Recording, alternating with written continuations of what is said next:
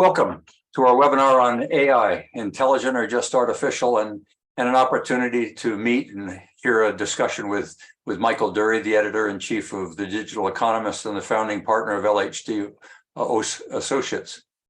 He's an award-winning communications professional serving corporations throughout Europe. He's in Cologne, Germany right now, I believe, Mike.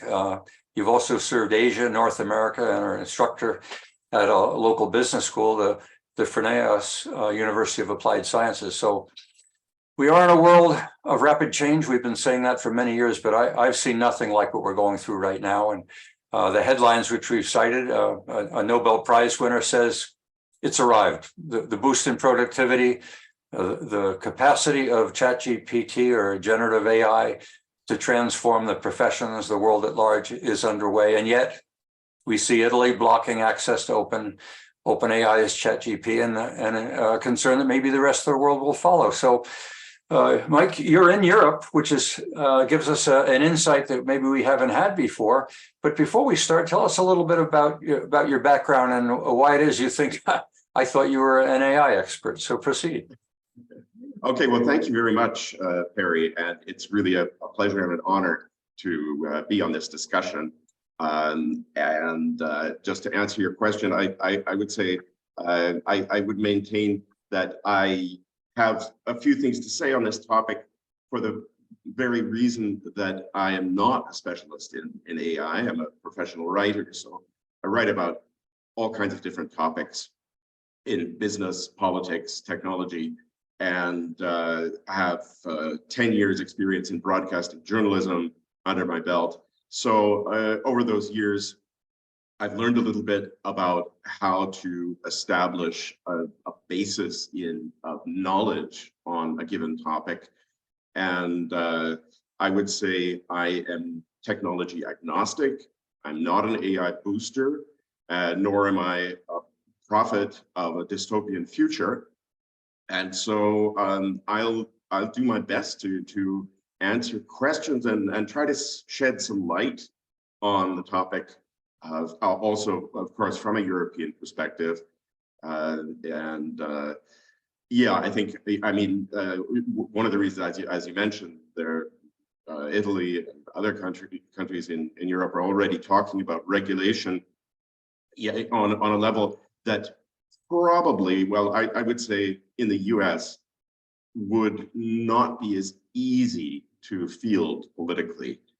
So people here are generally used to expecting their governments to govern and to take charge, to make decisions that may or may not be popular with the business community. So yeah, I hope that gives us a good point of departure. Let's jump into that right away. And I'm going to come back to AI because you've touched on something that we are seeing a lot, which is government becoming very proactive on many matters that relate to technology. And I was somewhat surprised that Italy jumped in this quickly as a regulator. Usually you wait for the constituency to emerge, you have a debate in the legislature, you make a decision in a democracy after the fact, after the issues really become live. But they've taken almost a proactive position. Can you explain why Italy or why? What is it that they are so afraid of? Yes, well, I think, I mean, the media are full of reasons to be afraid. Disinformation and misinformation, plus potential loss of jobs and other purposes AI can be put to that are maybe not in the best interests of society. And that said, I think in Italy, it's partly the Meloni government. I've seen, since she came to power, I've seen a lot of very quick decisions being pushed through or being fielded. I think it's the nature of the government as opposed, say, to Germany, where we have a three-way grand coalition, and decisions are extremely slow and consensus-based here. So I don't want to put a value on one or the other, But I think that kind of explains why the Italian government moved forward on this, whereas the concerns are there across here. Okay. Clearly, artificial intelligence, and specifically using ChatGPT as the chatbot example, has moved into mainstream. I mean, kids are talking about it, even seniors for that matter. But regardless, are you surprised at the extent to which the world is really that it's taken the world by storm as it has? I mean, you've been watching AI for some time. That's right. And I think what we're seeing here is the tip of the iceberg emerging, and the iceberg itself has been out there since, well, actually since the 1950s, but especially in the 1960s. Now, there's a book I highly recommend to anyone interested in the development of AI by the New Yorker staff writer and historian Jill Lepore, who, by the way, writes beautifully and very, very full of wit and insight and extremely well researched. This book is called If Then: How One Data Company Invented the Future. And it goes back to a company that no longer exists, that was spearheaded data analytics. Simulmatics is the name of the company, or was the name of the company. Mm-hmm. And if you look at the way this developed, starting with the IBM punch card-based computers, there were a lot of prophets of the technological future at that time who were predicting exactly what we're seeing now. Mm-hmm. Now, the problem was they were claiming that they could get solid data analysis, data analytics results based on essentially, well, you may remember the computer term garbage in, garbage out. And so when Simulmatics was working with the Rand Corporation, doing research in Vietnam and calculating how many bombs to drop and how many social initiatives in villages to take, essentially, they were just making it up as they went along. The idea that they could steer that war based on data was utter nonsense. What they were doing is they were making a lot of money with completely unsubstantiated unsubstantiated promises. Sorry, it's late for me here. So, and I think it's really interesting to see how, on the one hand, how horribly south that went. I mean, of course, with the whole Vietnam debacle and the tremendous cost to human lives and human suffering. And at the same time, how right the data scientists were about the future of AI. And I think what has really catapulted us to this stage now is that through Google, essentially, and other data companies, we now have this tremendous mass of data, which is required to drive high quality AI. And yeah, I think that's a really interesting factual basis to bear in mind when we're talking about AI and the seeming magical results that it achieves now. Well, as you and I are chatting about earlier, the speed with which the take-up has occurred is only made feasible by the fact that Google and Facebook have billions of users, which was not the case when AI initially came onto the scene. So the development of that associated infrastructure, or the distribution system, has now enabled this technology to be in the hands of the free and the brave in the blink of an eye. And that's how quickly it was taken up. Yeah. Is there anything to be worried about? I mean, we're seeing what some would call almost a utopia. That's where your Nobel Prize winner is coming from, is This has enormous implications. You can look at it as evil. You can look at it as utopian. You want to share your perspective or perspectives, because it looks like you've got to look at both sides of the coin here. Yeah. Well, Pissarides, he said, I think, a lot of intelligent things about it, and at the same time, that, and he mentioned this in his article, that there's also a downside to freeing up people of tasks, because it means potentially reduction in jobs. So, like any technology, if you look at all of the technologies that have been introduced over the years, the majority of technologies have actually increased employment and increased effectiveness. Let's say, if you were on the webinar, come on over. If you were a bookbinder, and the technologies that were introduced in the way books are produced, you would have been quite unhappy about the developments. On the other hand, decades later, you don't see unemployed bookbinders panhandling in the streets. So, and if you look at the majority of technologies, and computer technology is the best example. It enables all kinds of developments that were previously impossible within a reasonable amount of time. I mean, look at, for example, the development of the vaccines during the pandemic. Look at the mapping of the human DNA. And so, yeah, I mean, as I said, I by nature, I want to see both sides, and hopefully by encouraging an analytical approach, we can steer in the right direction to use this tool for the good of mankind, to solve issues like climate change.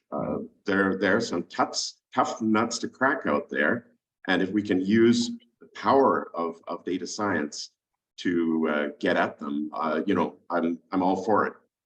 But again, like any tool, a hammer, you can use it to build a house, or you can use it as a murder weapon. So that's where we are. About a month, maybe 2 months ago, an article came out in Ontario by the Law Society that was advising its members immediately to learn all that they could about ChatGPT. It was either going to be a threat or an aid, and they were going to learn how to use it. You think the genie is out of the bottle? Can it in fact, I mean, Italy says it's going to stop it. I don't know exactly how it will do that, but can it be slowed down or stopped? Or this is just code, right? I mean, how the hell do you stop anybody using code? Exactly. And I don't think any number of laws are going to stop it. I think, again, like any technology, it's there, and the genie is definitely out of the bottle. We're not going to be able to put it back in. And I mean, I would maintain we shouldn't. We should use it intelligently, and as I'm sure you're all aware, it's an arms race. There are AI tools to detect AI out there, and they keep improving. So, let's just hope that they manage to hold the balance, and that we're able to recognize disinformation when it's out there. I don't know the distinction that I became aware of when I was managing partner with KPMG Consulting, and I was in charge of knowledge management processes at a time when knowledge management as a process was just emerging. And the primary concern was with an aging population leaving corporations, that they would be taking knowledge with them. North America approached the problem as a technical problem, as an IT issue. Europe, from the people that I conferred with at the time, was looking at knowledge management in a completely different way, as a human issue. And I wonder whether or not, when we look at AI, and maybe what we're seeing in Italy is a higher level of sensitivity to human implications, where North America gets all excited about the IT and the technical ramifications. Are you familiar? I mean, you're originally from Canada. I don't know whether your sympathies or awareness of how North America may differ from Europe, but are there any distinctions that you're aware of that relate to how AI is being looked at, or how ChatGPT is being looked at in Europe versus North America? Yeah, well, I think there are more similarities than differences. But I mean, one of the things that struck me back in November is there was a discussion in the academic world here in Germany about how can we stop our students from using this. And as you mentioned, I teach at a business university, and among other things, business writing. And I want to tell my students the next opportunity I get, I want to tell them, your job just got a little bit more difficult. The bar has been raised. Get out your ChatGPT, churn out a first draft, and make it better. Right.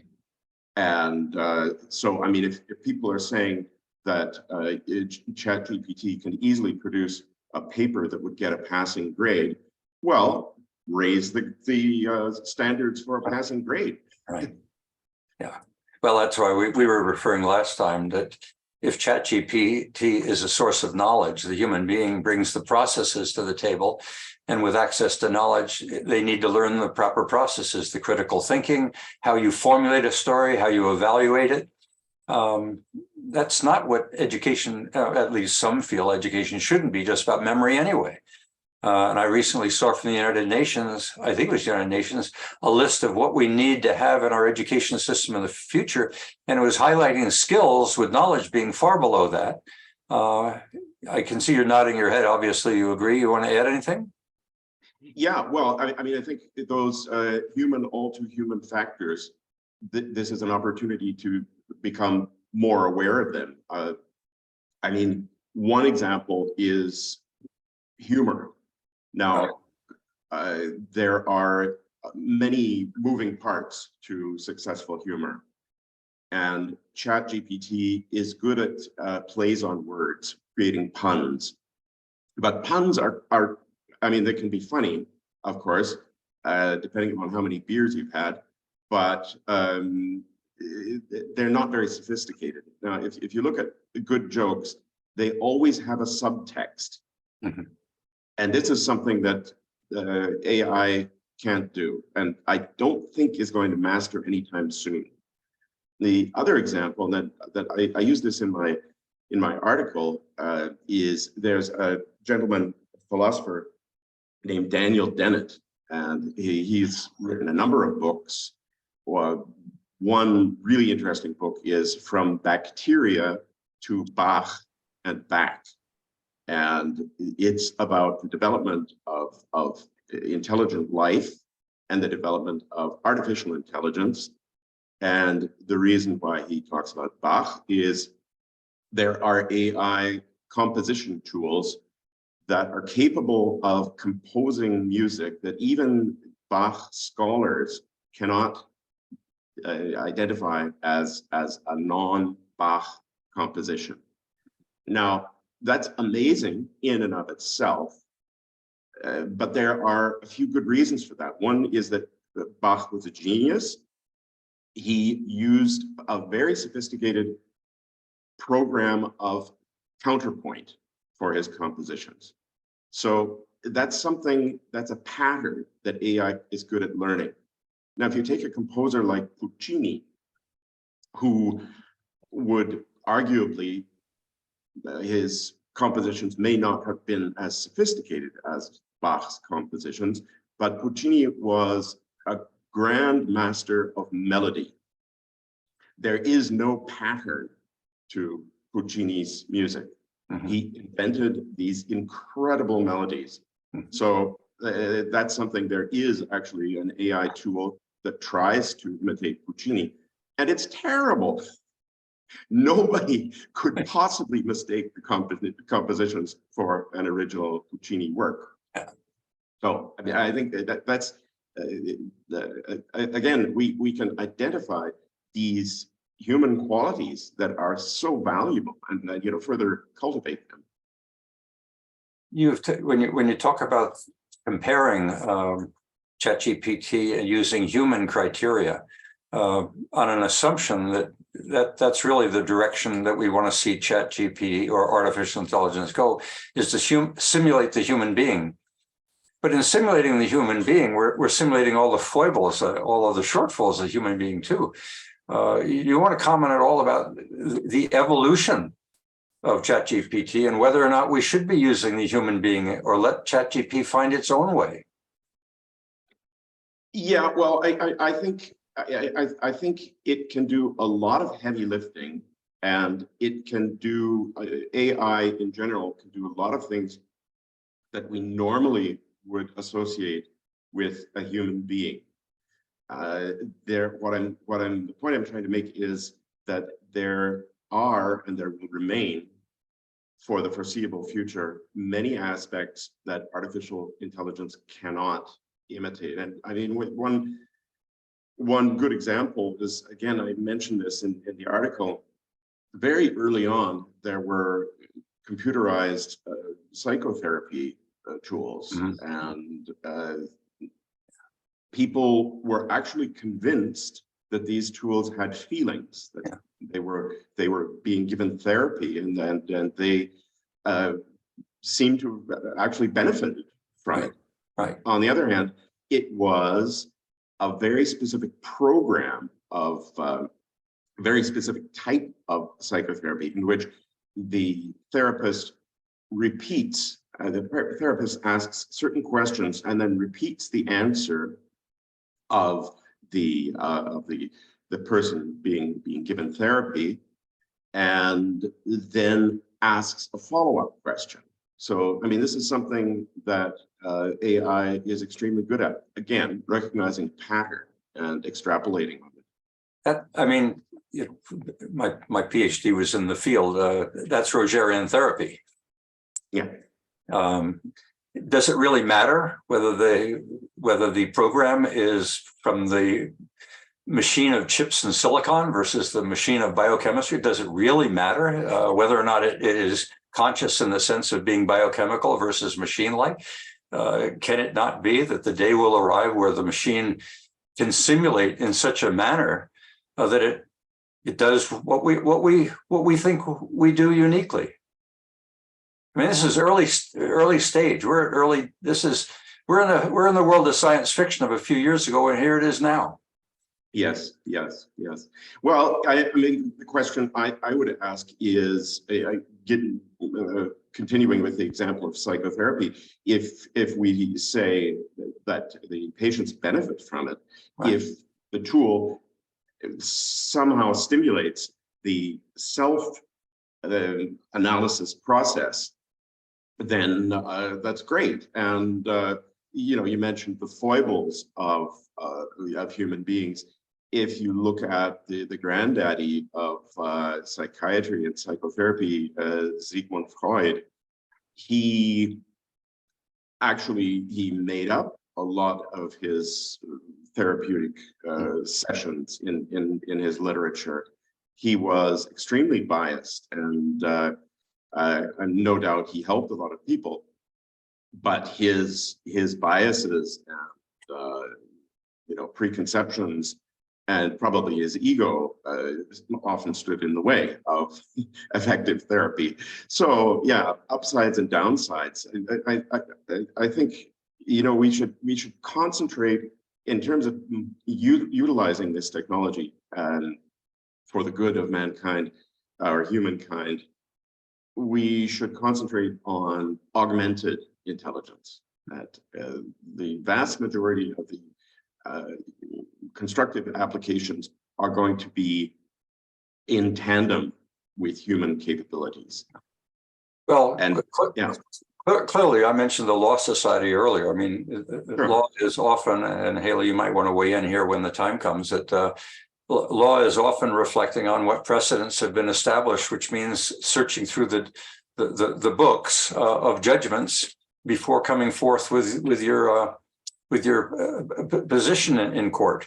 That's going to be extremely difficult for lawyers to say that they're as good as ChatGPT in searching, where ChatGPT is searching something in the order of 1 trillion coins of data, and spending one more round on psychology.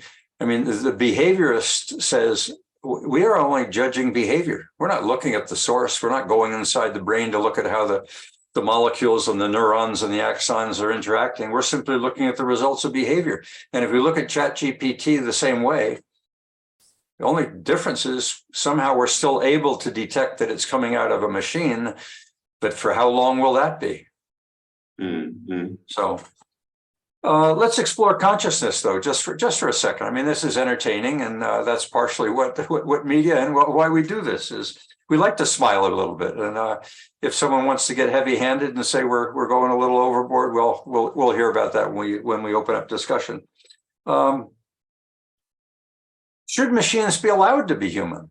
Should there be a limit and say, look, as long as it's a machine and we know it's certified as a machine, it's not human, therefore it's acceptable. What are we going to put down as the criteria to limit and make Italy happy? What is it going to take? Yes, yeah, and I think this becomes a philosophical question where, for example, this author Daniel Dennett mentioned, he claims that our consciousness is only possible because of the invention of words. So right. we are able to think about thinking. So that's a fairly low bar where consciousness is concerned. And there I can very easily imagine artificial intelligence reflecting upon itself at some point in the future.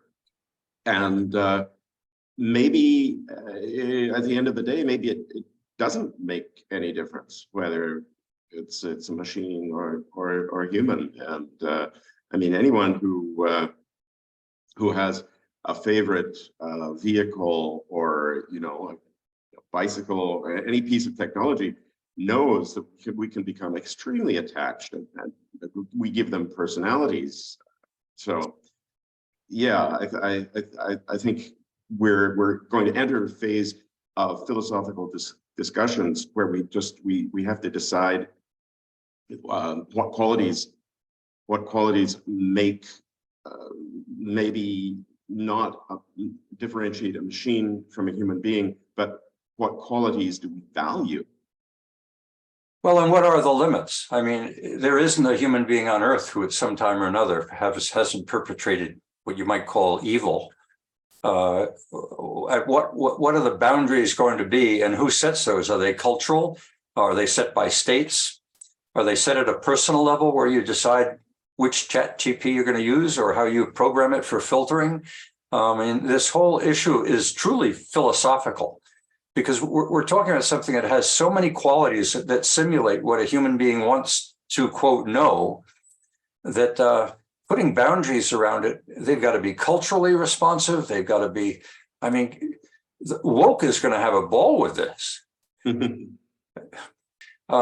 Anything from the article that you shared with us, and thank you, by the way, for putting that together for this week, anything we haven't touched on that you think is germane to where society is today and where it may well be going with AI, whether it be using it in war or using it in the courtroom? Maybe Trump ought to be in front of a ChatGPT query today.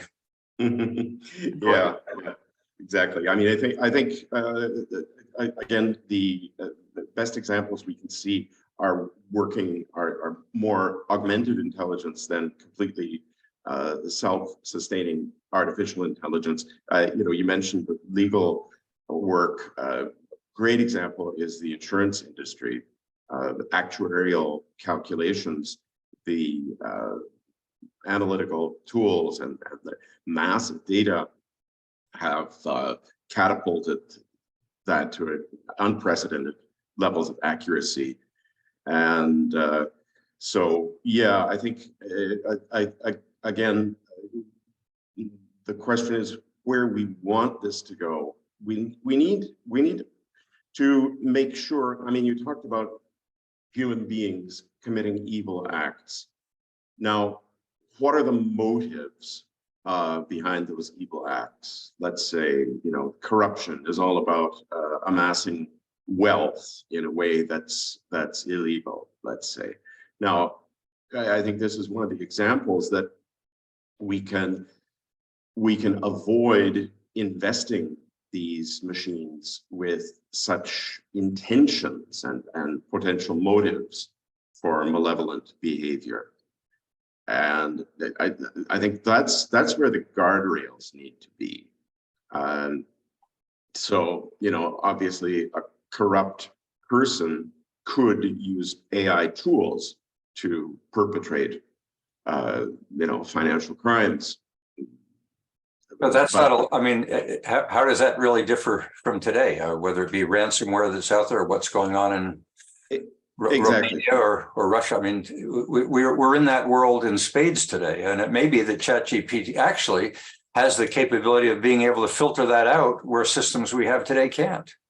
Yeah, exactly. And even with ransomware and all of these chatbots, it's not the machine itself that has this evil intent. It's someone misusing a tool for evil purposes, and we're never going to avoid that. But we do need to avoid investing these machines with motives in the human sense. So I'm gonna pick on someone. And ready, set, go. Randall, you've been expressing in the chat a few viewpoints. What's your view on where we are, where we're headed? I am definitely concerned, and I've been recently studying the big picture. Starting with, as I mentioned to Dale recently, the phenomenon of man by Teilhard de Chardin. Which gives kind of a broad philosophical foundation of the human place in not only the planet but the universe. The humans are the kind of the species on the cutting edge of consciousness, of the universe becoming conscious because of our advanced intelligence. But I'm thinking that with the studies of chaos theory, complexity sciences, there's a kind of intelligence here that is beyond our current capacity for imagination. And using the AI tools, it's possible to go in a number of different directions. One being like just, it's so overwhelming that we can't manage it and we collapse. I recently learned about something called stigmergic intelligence, which comes from the intelligence of termites and ants, but we have it ourselves. It's like an emergent intelligence from social interactions and everything that the humans are doing collectively. There's an intelligence that emerges from all of that is not guided or directed by any individual or group. And I'm kind of hoping that that kind of intelligence is going to emerge to keep us on the right path, so that the humanity and civilization can continue. But I'm thinking a third option is that we actually develop the tools faster than the James Bond evil geniuses to actually put these tools to use to construct a civilization or a social order, economic and political order that is consistent with our genetic foundations, our biological beings, our core human values. So those are three scenarios that I'm seeing as possibilities for the next few years. It could happen very quickly. Thank you, Randall. We'll just have to see what direction those that are involved in coding go, whether they go in the pursuit of power, or whether they go in the pursuit of eyeballs, whether they go in pursuit of advancing knowledge, of giving us the tools to advance our creativity and innovation. I don't think right now, Mike, you might want to speculate where you think the forces and sources of change will steer this form of AI, this language learning model. Yes, well, I mean, the comments that Pissarides made in his article.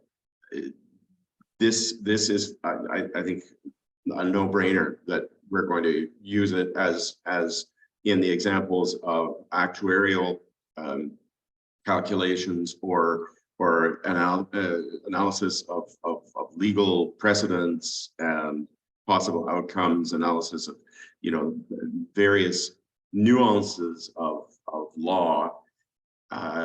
These are areas where we can improve results and at the same time improve efficiency. A great example is skin cancer also, that recognizing patterns of melanoma.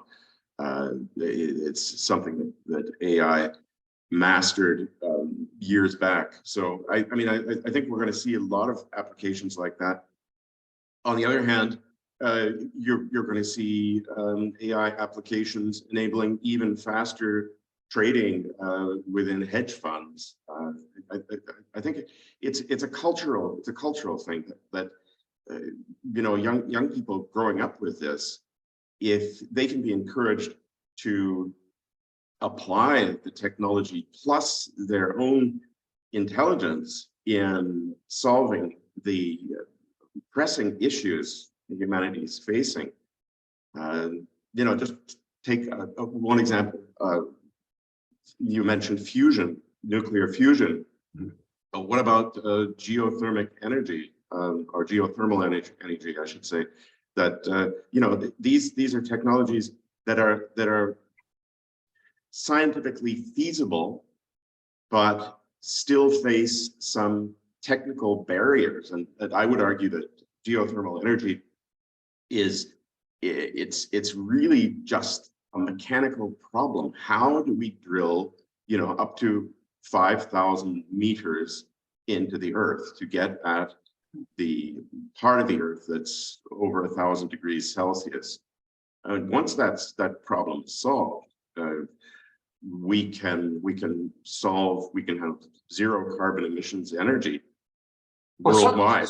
Some might say that technology will evolve as a byproduct of where the money flows. I mean, the age of surveillance capitalism by Shoshana Zuboff says capitalism that will determine the billions of dollars that will be being spent, and the interests of those $1 billion will determine. And that's typically commercial. Because if it's not commercial, then it's probably public sector, which means it's in a regulated domain, which may relate to healthcare in the West and education, and that government or the climate and the environment, and that's where government would want to go, because that's not where capitalism necessarily goes. Is balance. The core features of democracy is the balance of the regulatory forces in order to mitigate the excesses of capitalism. That give and take is ultimately what will shape ChatGPT. Well, there's a lot of professions today that are going to feel very defensive, and I think that charter that came out recently, among many that would feel defensive about, slow it down, because this is going to displace us if we don't catch up. That's the competitive forces saying no, and those that are saying go are the ones that are saying we think we can solve a problem that's a threat, or we can achieve an opportunity which is of commercial significance. I can see capitalism deployed for the good of humankind. I can also see regulatory bodies in autocratic regimes being deployed to harm, to violate basic human rights. And credit scores in China. Yeah, exactly. I didn't want to point any fingers. And if you, again, just return to the topic of geothermal energy, the entire oil and gas industry is very keen on it, because it would enable them to use their existing infrastructure. Plus, they know a lot about drilling deep holes. They just can't drill deep enough, right, in a technically and financially feasible manner. It just takes too long. So, I mean, if AI can be used to solve those really sticky problems, hey, we can move to a better place.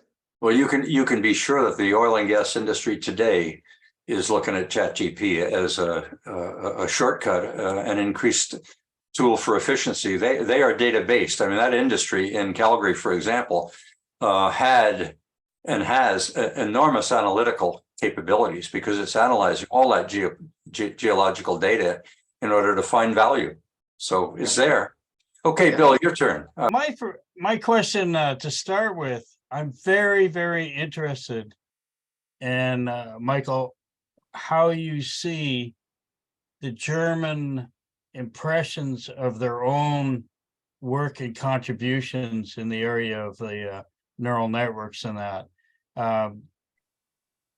Brazil's powerful, Germany's powerful, Italy is pretty well, most of the countries have really great people. But are they as very aware of that or proud of it, or how is that in Germany now? They seem to be putting out really great people in evolutionary computation, neural networks, and the whole bit. Yeah, great question. Thanks for that. I think Germany is one of the internationally underestimated destinations for higher education. People coming from Asia, the knee-jerk response to the need for higher education is that entire families impoverish themselves and go into debt to send their kids to a big ticket US or UK based university. And here, I mean, just a little word to the wise, this was why I initially came to Germany. The universities here are free. But you pay a small fee, but it's negligible. And the quality is fantastic. And there's also, I wrote a paper a couple of years ago about how different economies can encourage entrepreneurship. And Germany happens to have an incredibly good mentorship infrastructure.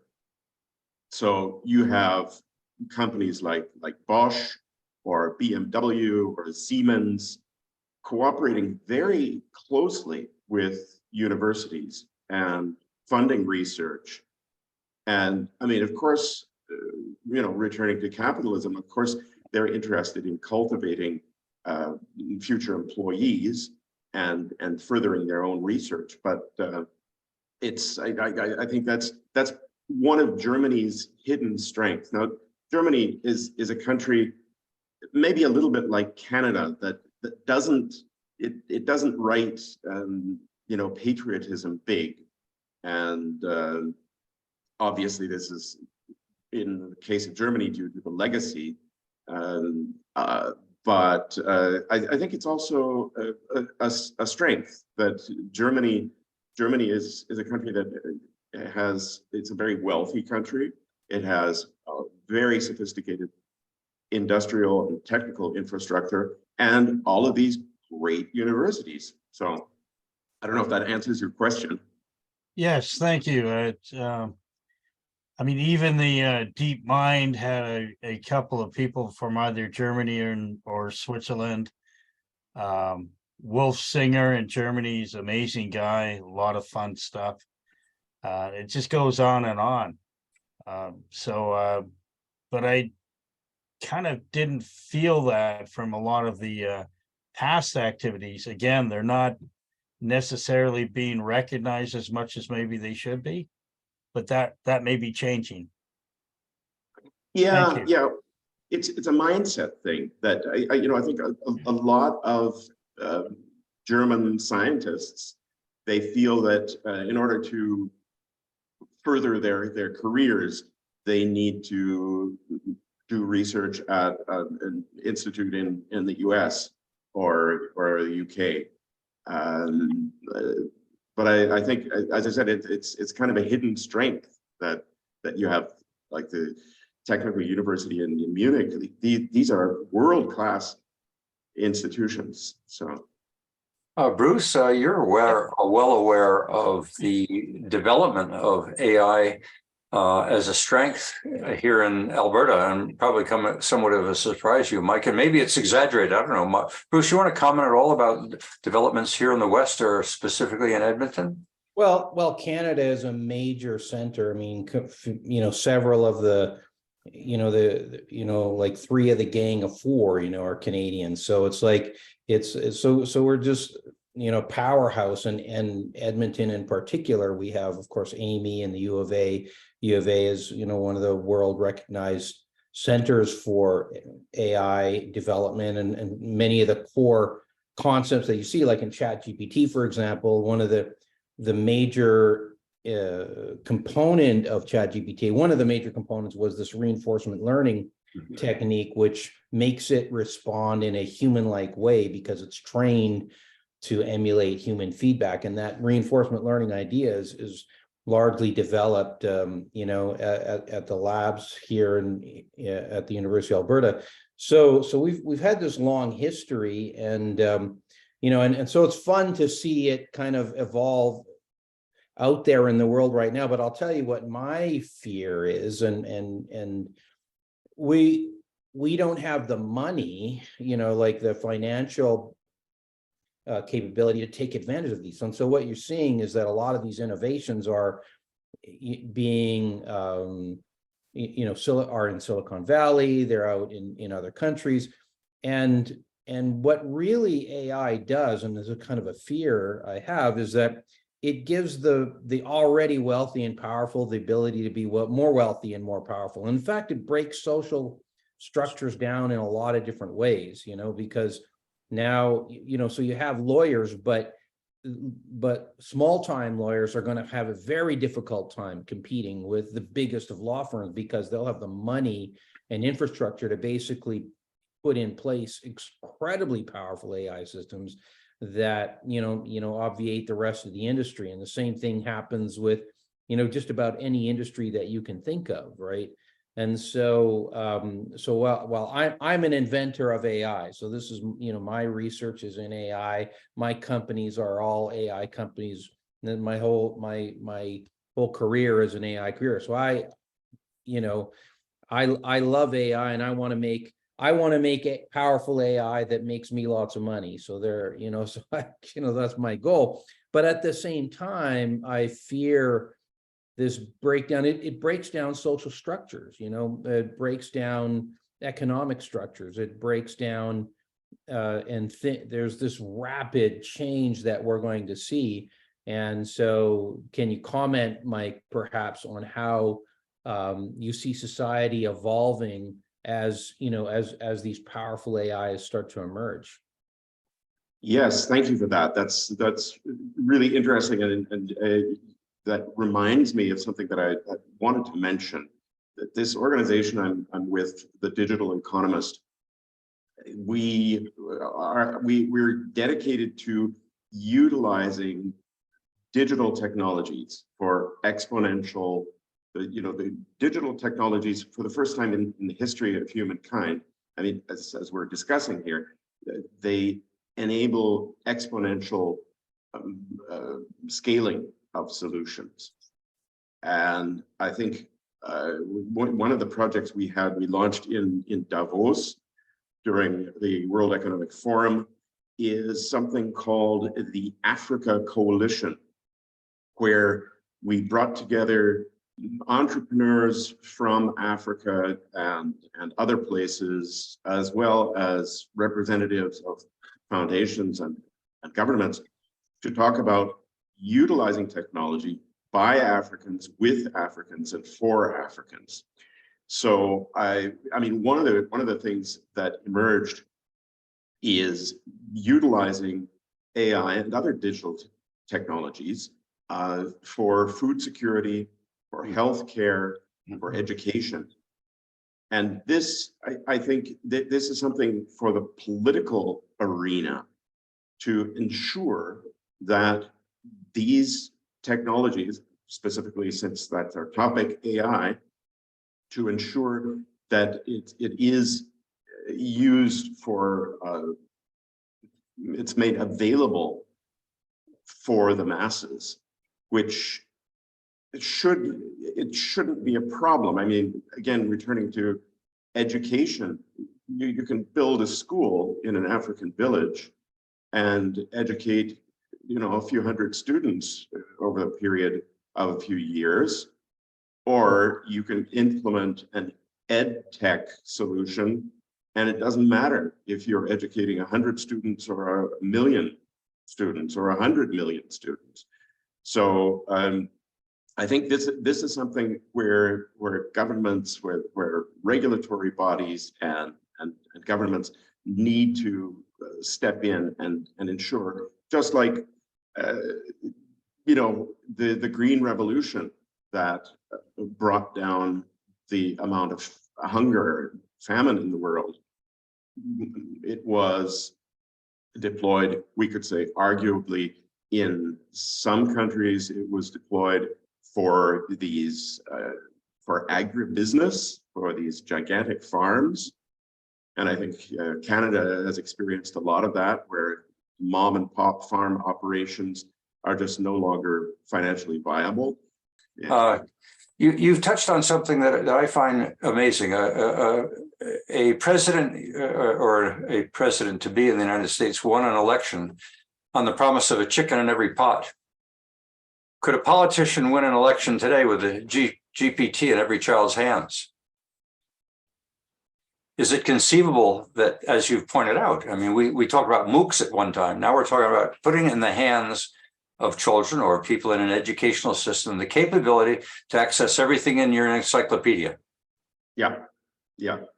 Well, I mean, essentially, that's an exponential further development of what we already have with our ability to Google search and or whatever browser you choose to use, again,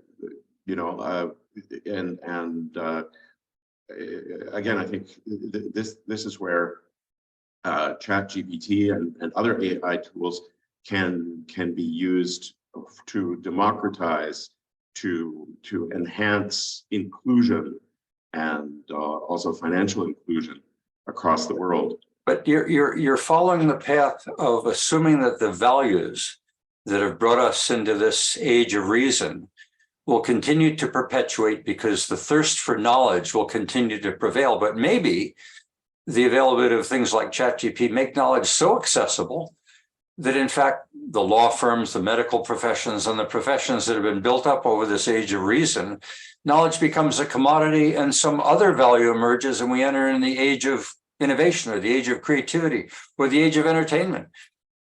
Maybe we're actually reaching the end of an age rather than reaching utopia within that age. Is that something that is feasible or entered into your thoughts? Yeah, good question. I think that, I mean, as we touched on earlier, encyclopedic knowledge is of limited value. It's, I had many years back, I was speaking with a lawyer, and he said, he pointed out his library, and he said, I haven't read all these books, but I know which book to open up to find out what I need to know.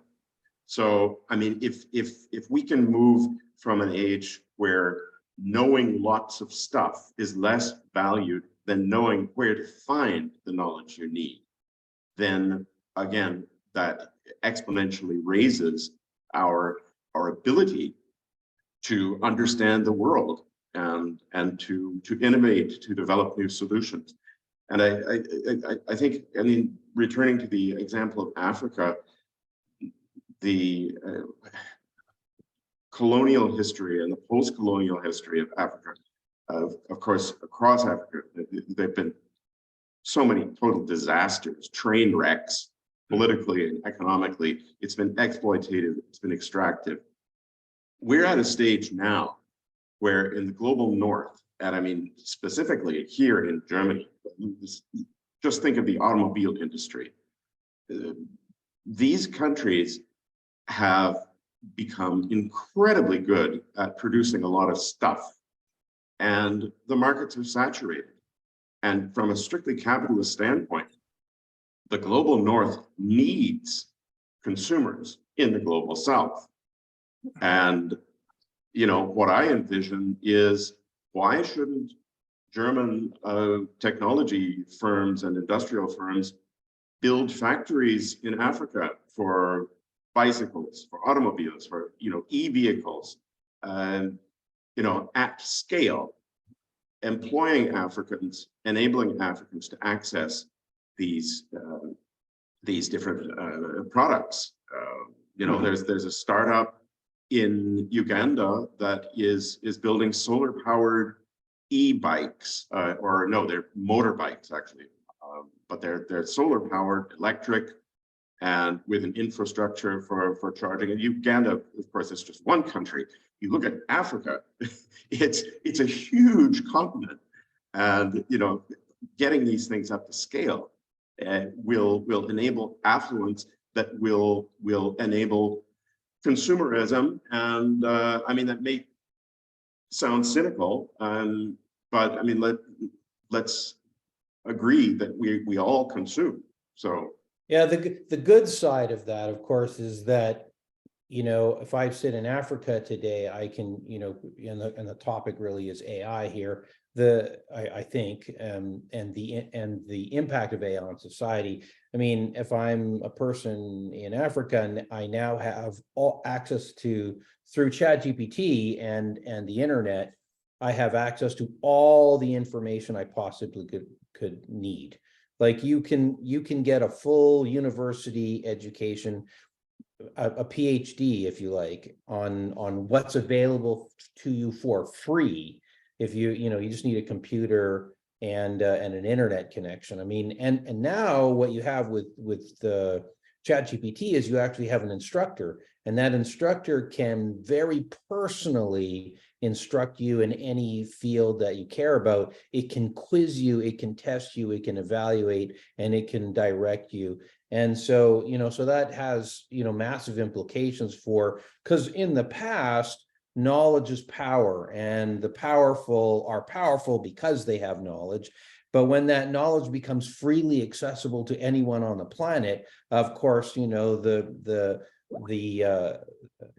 availability of knowledge everywhere again has this impact that I was talking about, which is it changes the social order of things, right? It changes social structures because you can no longer use knowledge as a way to control populations or economies or political systems, you know. So picking up on that point, Bruce, because I think you're playing into something I was alluding to earlier, and I think you're complementing it, that in an era where knowledge becomes a commodity and is so readily available, there is a study that was done. I mean, we did a study a few years ago of the professions which are knowledge-based, and asked the professions whether or not their client was becoming a consumer, better informed. What is it they were seeking? They wanted more time with the professional, but they were coming to meet with the professional armed with knowledge. Mm-hmm. And what they were seeking was a relationship. Yeah. And the University of McMaster University in Canada did a study for the medical profession a few years ago that said, you're going to have to start preparing your professionals with more relational skills, because simply knowing isn't going to be enough.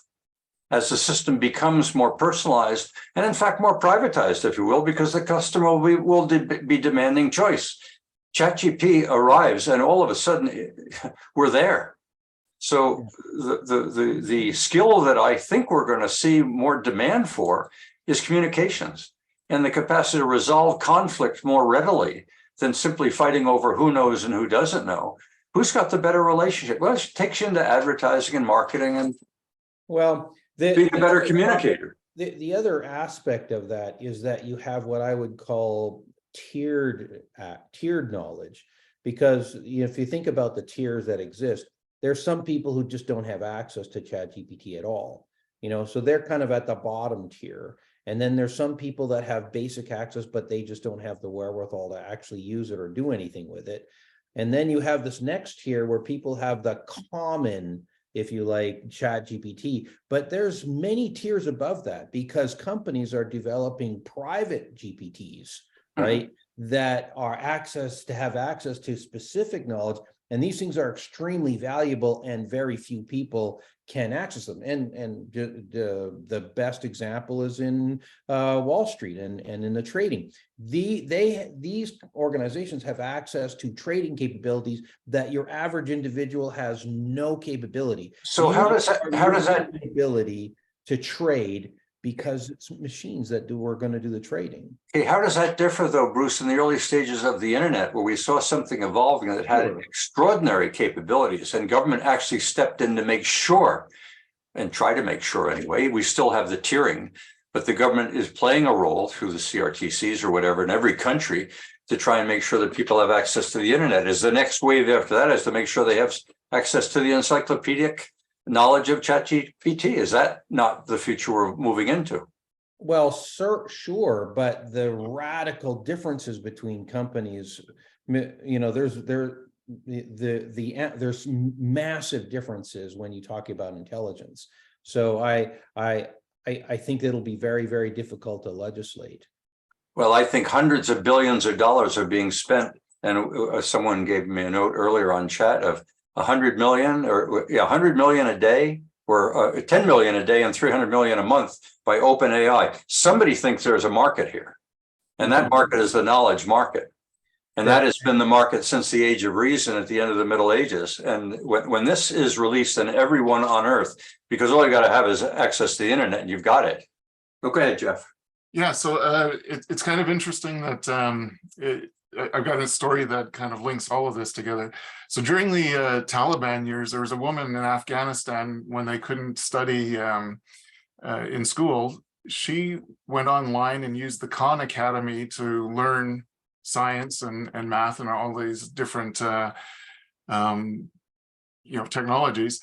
And then she lied to her parents to get out of the country and write the SAT in Afghanistan. And based on her SAT scores, she was accepted to the University of Arizona. And this was all pre-artificial intelligence. I was listening to the story on Peter Diamandis's Moonshots and Mindsets podcast.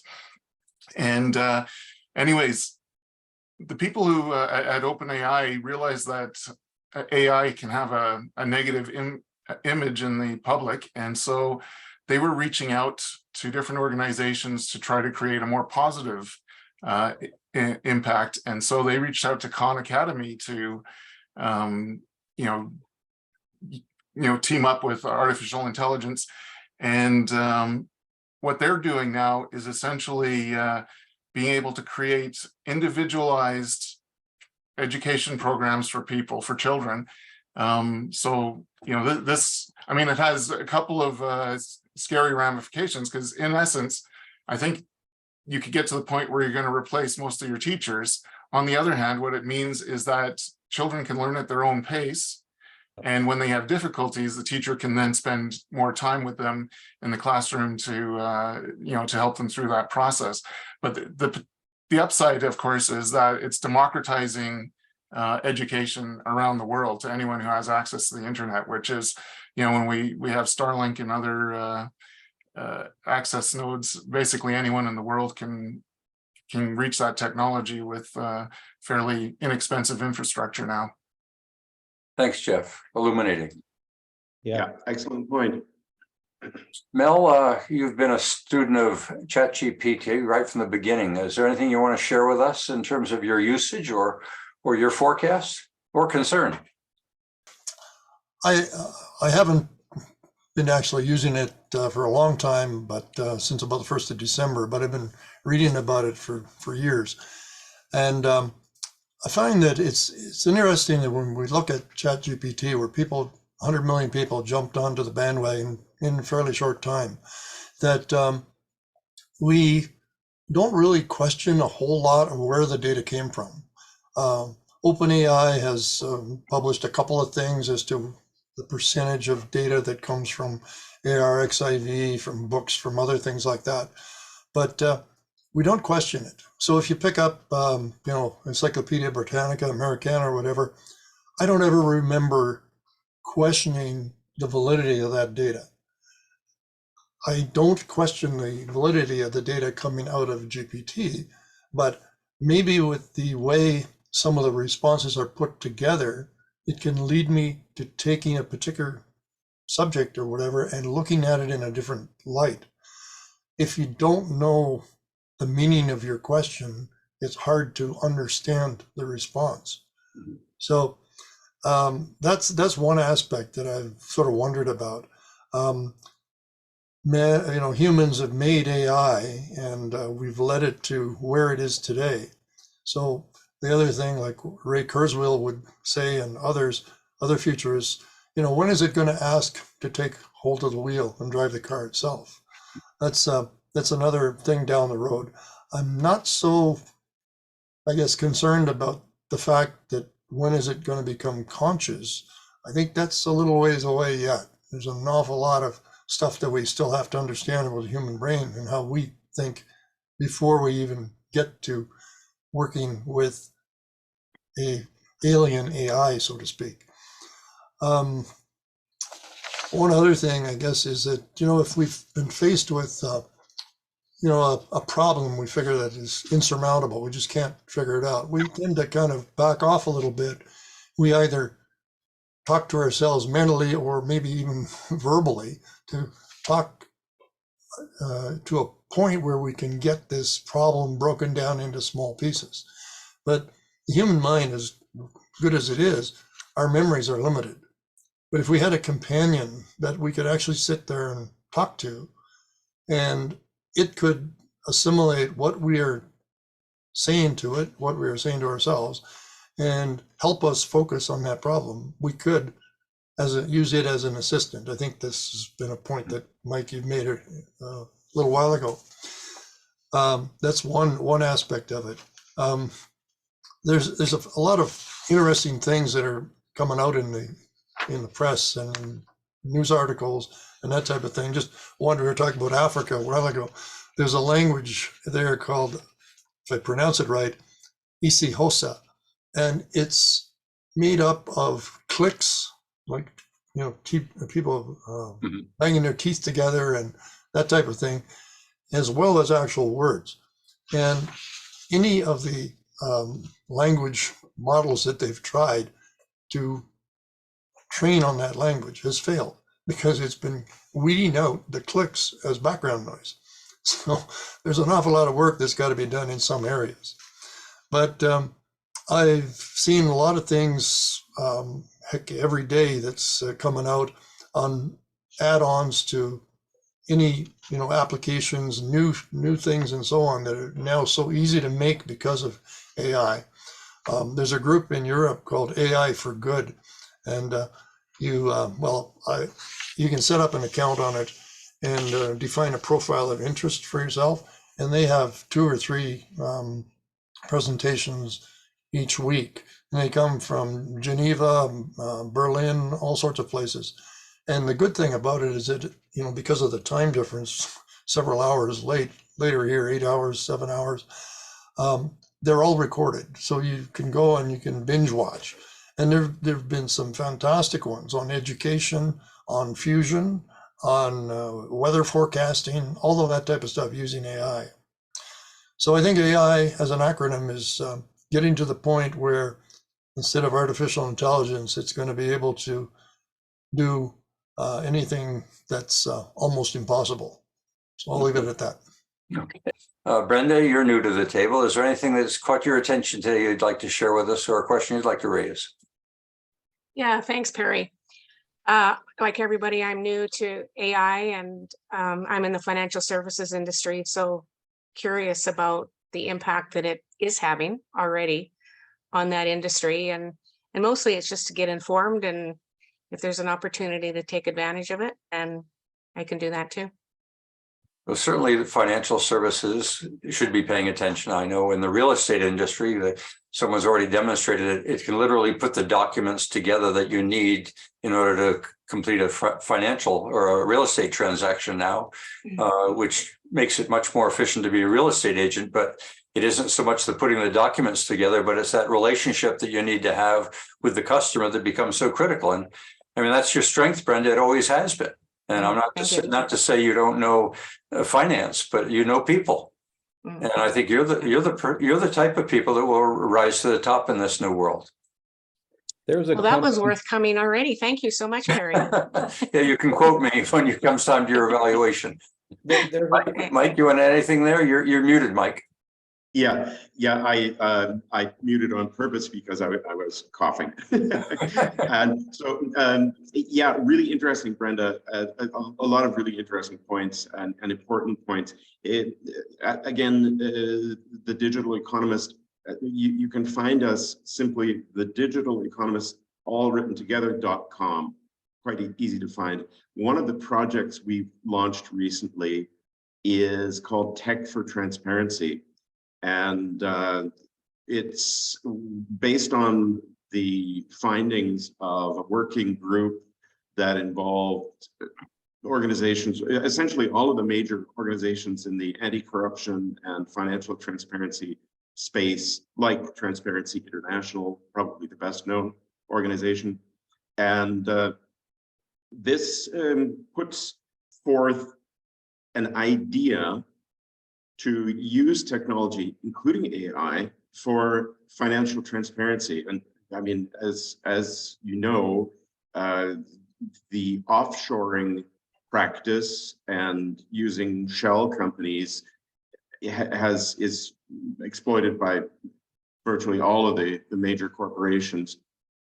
It's also the same systems and the same so-called secrecy jurisdictions, like the state of Delaware or Cayman Islands, Liechtenstein, the city of London also is a major player in that space. The same secrecy jurisdictions are used for corrupt purposes. So the idea of this paper is to put together a financial transaction infrastructure based on distributed ledger technology. Could be blockchain, not necessarily.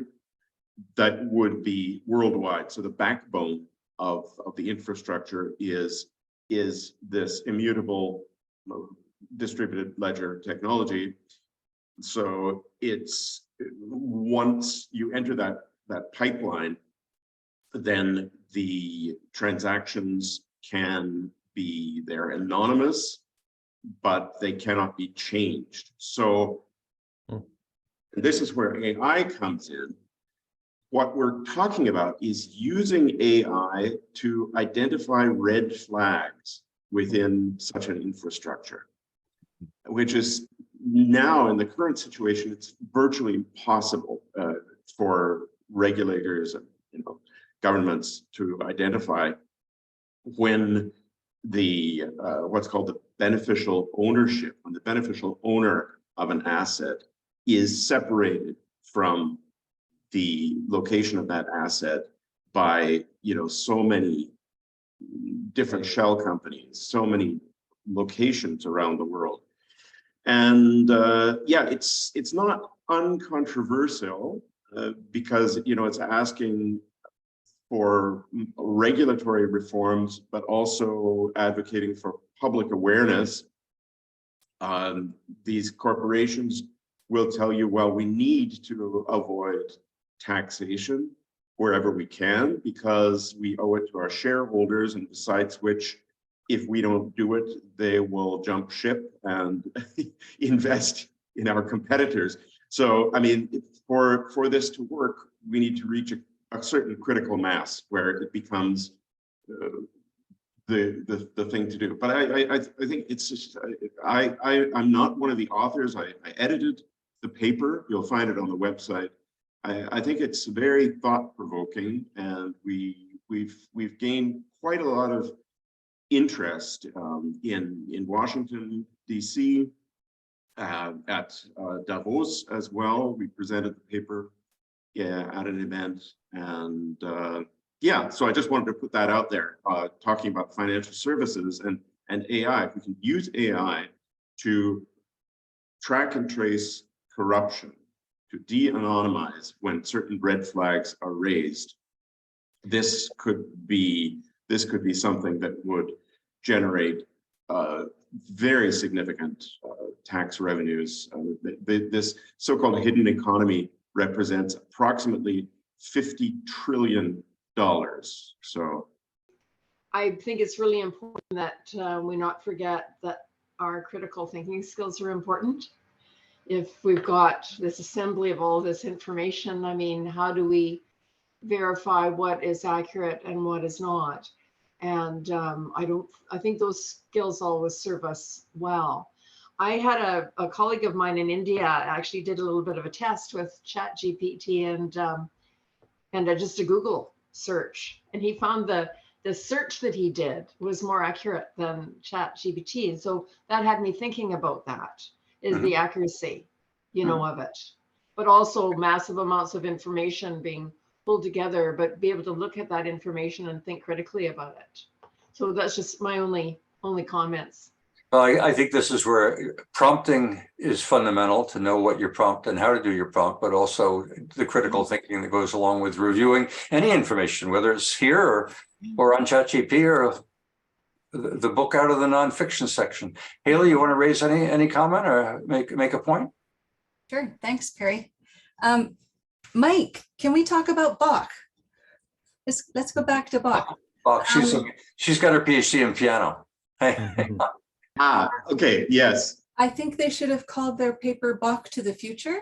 I think that would have been catchy. Here's something that concerns me when you started talking about that, and it speaks to my general concern with AI across this spectrum.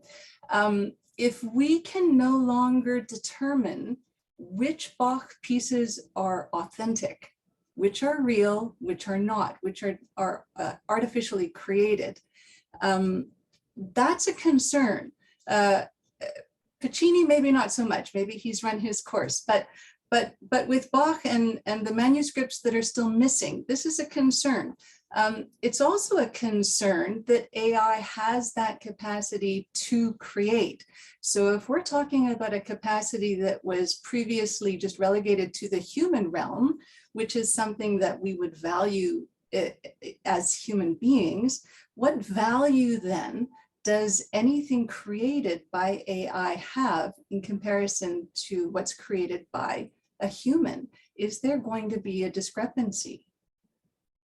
Well, this is a philosophical question. I would say, just for the sake of the argument, to play the devil's advocate here, I would say, well, you touched on one of the reasons why it works with Bach, because he produced tremendous amounts of material, and a lot of the manuscripts are not available. So a Bach scholar just doesn't have a chance of knowing the full body of work. But I would just say that the AI generated pseudo Bach compositions are a continuation of Bach's composition by other means. So without his creative work and also scientific work, he invented the tempered 12 tones scale that he needed for counterpoint. He developed all of this stuff. So when AI generates a pseudo Bach composition, it's really paying tribute to his legacy. And I would maintain, just for the sake of the argument, to say that no, it doesn't take anything away from original Bach compositions. I think this plays into something Haley and I have talked about in the past, is envisioning the future as the age of creativity, of taking those seeds and recognizing they weren't the end of the story. They were, in fact, just the beginning. Bogdan, do you want to add anything here? A comment? I'm not sure anymore. I have 7 notes here, but I'm going to take the simple one. So Chrome has now a plugin for ChatGPT. And what it does is it takes your question, it breaks it and builds references, and then packages the references and passes them to ChatGPT, identifying in the reply what reference was used by ChatGPT. So you're getting an answer with 4 or 5 references that you can go in and do your drilling. So that feeds into the belief that ChatGPT in its evolution will get better and more truthful, and that the commercial interests are in fact trying to make it better, not trying to use it to promote self-interest alone. The second thing is I have a bit of I don't know, maybe jealousy or so. I always liked the underdog, or how do you call it?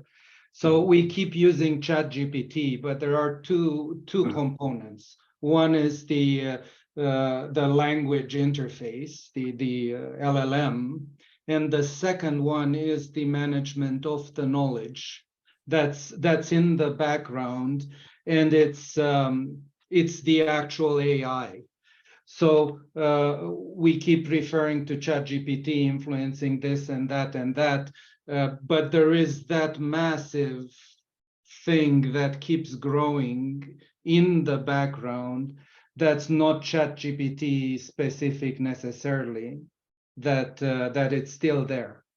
That's coming over us, yeah. ChatGPT may have captured what Jello captured in terms of its, it becomes the word that you simply use to convey, you're talking about generative AI or language learning models. Barry, anything you want to add here, or a question you might want to raise? Yeah,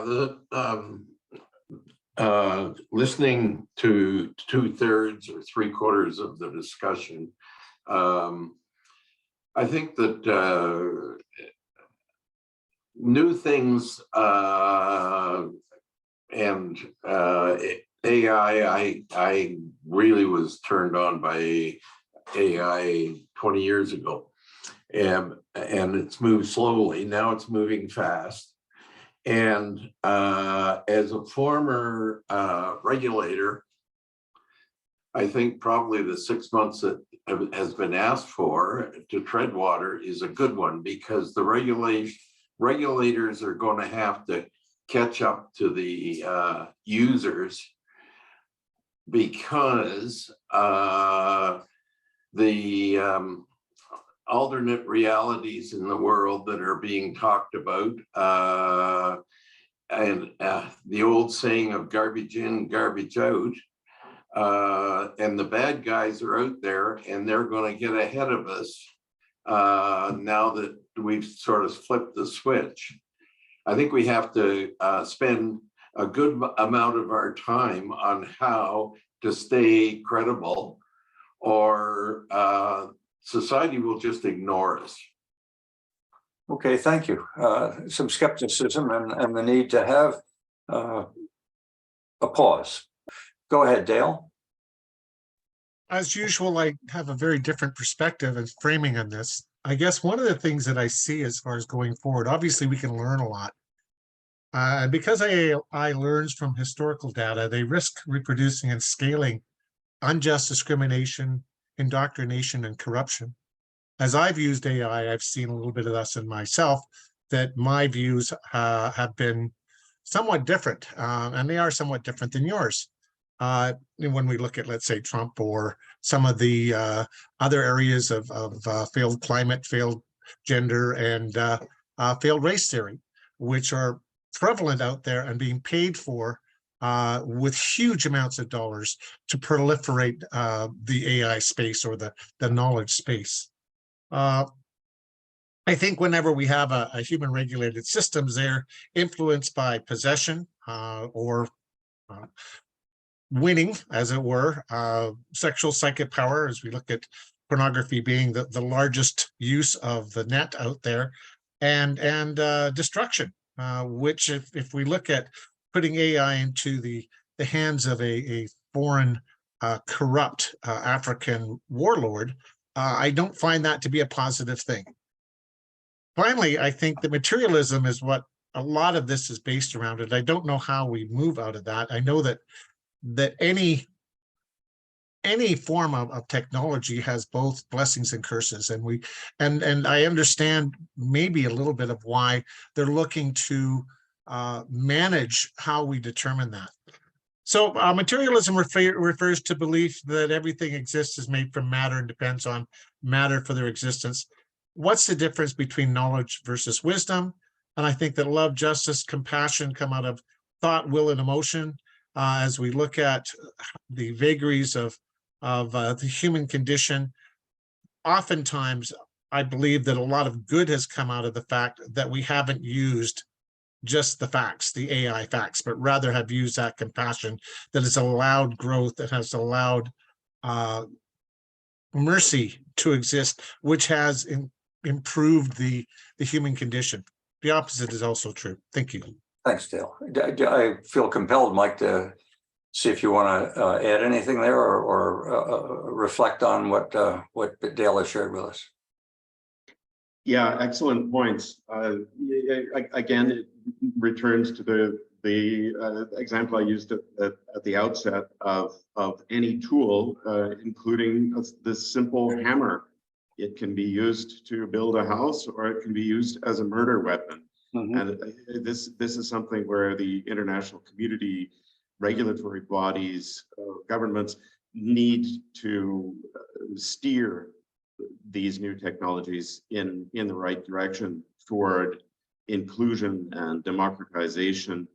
We also need those AI counteroffensive tools to help identify fake news and proliferation of hate speech and so on, which, yeah, where there's something where the AI community can balance it out. And I know there are many different tools being developed in that sphere.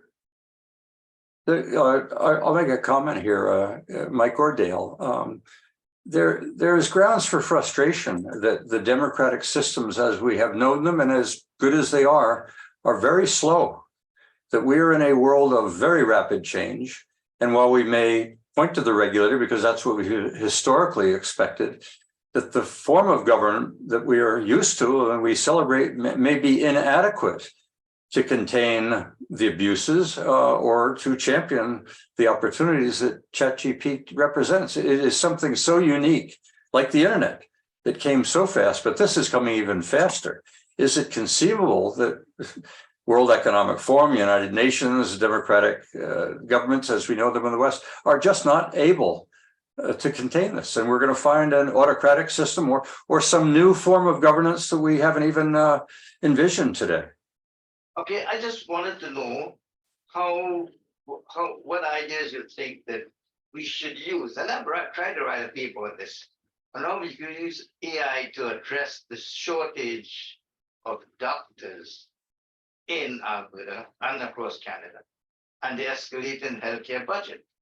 That is something that I think the politicians and the decision makers should be looking at. I'm trying to write a paper on this same idea, with getting some input from my son and from various people. Okay, let's spend one moment. It's a very important topic. I'm seeing it being raised by both parties as Alberta gets ready for an election.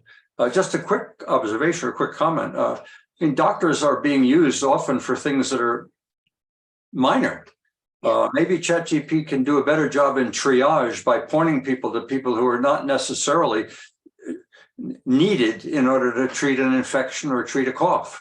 Correct. So it can help on the triage, it can help on knowledge itself, which is diagnosis. But Mike, is this a field that you have anything you'd like to add? Yeah, I mean, one of the areas where AI can benefit, and IBM is doing a lot of interesting work in this area with Watson Health, is what's called integrated medicine or integrated healthcare. The problem being that medical specialists don't speak the same language, and they have completely different views of what a good outcome is going to be. If you have a cardiologist speaking with, let's say, a specialist in diabetes, and because as the population ages well, worldwide, we do tend to have more syndromes simultaneously. So AI can mediate between these different fields of specialization. And as you pointed out, Perry, that the fact that AI can take care a lot of the groundwork that doctors are occupied with, so that they can concentrate on the healthcare outcomes that we need. I like the word mediation. I think, as many of you know, it's something we have talked about almost from the inception of these webinars focused on ChatGPT, is playing a mediation role between conflicting viewpoints, or between those where we have shortages and surpluses, to do a better job in allocating precious assets called doctors. Do we need more doctors, or we need to put them where they are in fact needed, instead of using them as a filter for getting someone into a hospital that's already overcrowded with many people who probably don't even need to be there? So I'll leave it at that.